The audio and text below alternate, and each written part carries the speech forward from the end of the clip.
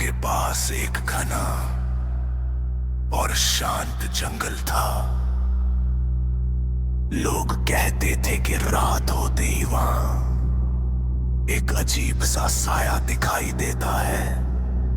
कोई नहीं जानता था कि वो क्या है। एक दिन बहादुर लड़का आबिद सच जानने के लिए जंगल में चला गया। जैसे ही सूरज डूबा, पेड़ों के बीच हवा तेज चलने लगी और पत्ते सरसराने लगे।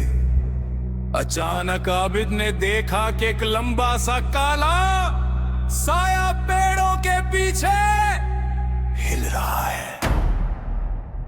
आबिद का दिल जोर जोर से धड़कने लगा, लेकिन वो हिम्मत करके आगे बढ़ता गया।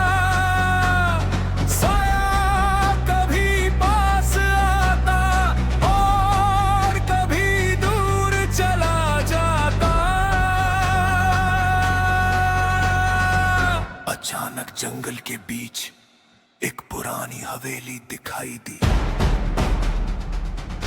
साया धीरे धीरे उसी हवेली के दरवाजे के अंदर चला गया।